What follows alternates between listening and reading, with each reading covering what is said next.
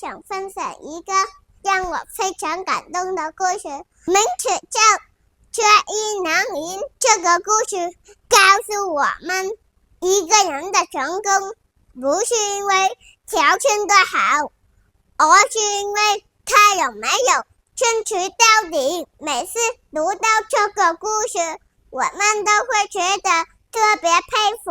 中国清朝的时候，有一个人叫车胤，他从小就喜欢读书，在去世从南和望，可是他家里非常贫穷，买不起书，只能去缺别人借的书来看。白天的时候，车胤还要到这里干活砍柴种地，这很多事情，所以真正能读书的时间少得可怜。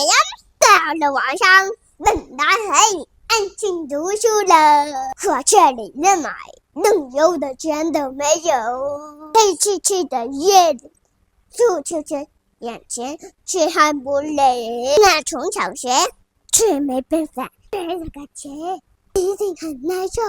有一年夏天的晚上，车胤出去背书，突然他看见许多萤火虫飞来飞去，发出点点亮光。哎呀，他灵机一动，他就把这些萤火虫装进他自己不就是那种灯了吗？于是他缺了一个小布袋，拿起石子，萤火虫装进去，接着月亮的光，他继续认真读书。就这样一夜又一夜，从来没有放弃。后来他成为了一位很有学问的人。From that day, I learned to study hard and never get up. Even if they were good decisions, I should try my best to keep learning.